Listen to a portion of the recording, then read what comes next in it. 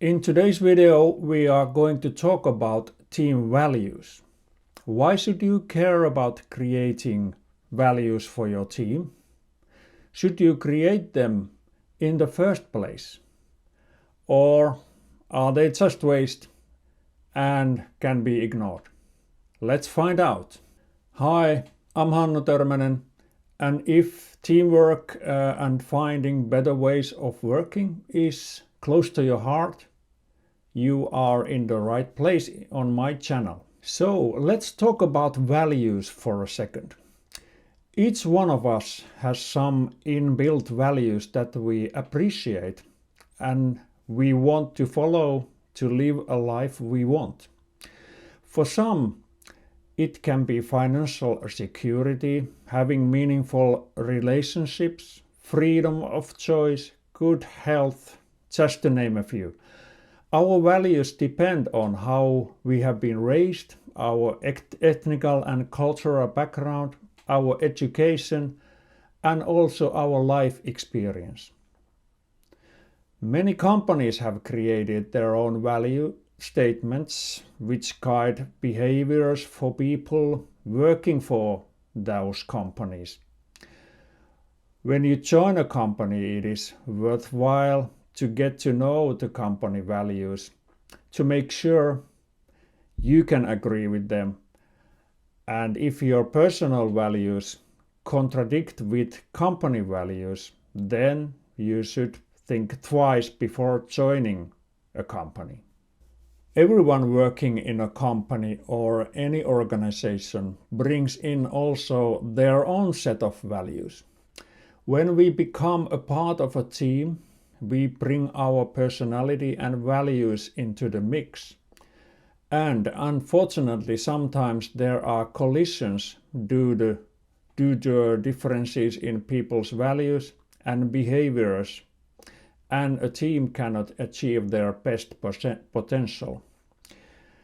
Patrick Lencioni's groundbreaking book, 5 Dysfunctions of a Team, describes 5 behaviors that can break teams or at least make teams unavailable to reach their best potential. Lencioni's 5 dysfunctions are absence of trust, fear of conflict, lack of commitment, avoidance of accountability, and inattention to results. In this video, I won't go deeper into these 5 dysfunctions because that would be a topic for another video. However, these 5 behaviors are certainly something we want to avoid in our team from day one. So we all bring our personality and values into our teams, and we are not identical copies with another. For example, there may be 8 or 10 different personalities and value sets in your team. There may be clashes of values because of this, and as a result, we may have a low-performing team. This can happen even though other professional skills of a team are at a very high level. As professionals, we should be able to put our personal values to lower priority when we work for the team objectives and common good. Having common team values can help the team to develop its identity and create daily habits and behaviors that enable them to grow towards high performance. Creating 3 to 5 values for the team is a good start. My proposal is that you think about values which relate to your team's inner communication, rest of the organization, and your customers. So why is it important to talk about team values? We all are different creatures and value different things.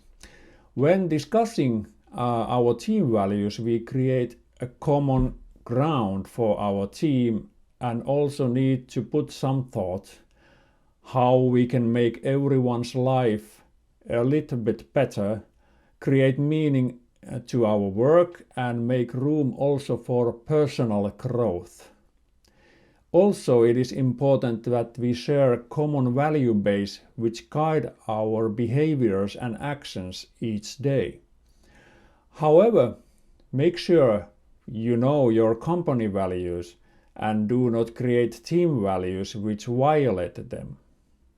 When hiring someone new to your team, you can discuss your team values in a job interview and see whether the new candidate can agree with them or not.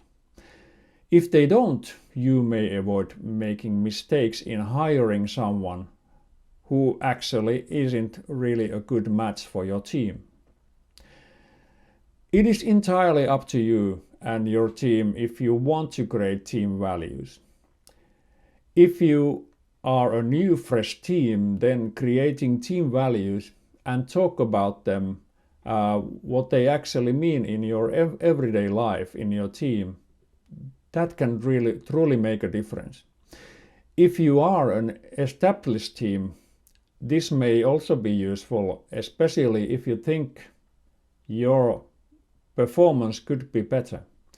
You can easily create a number of good values, but my proposal is that you pick 3 to 5 and prioritize them all over other possibles you may come up with.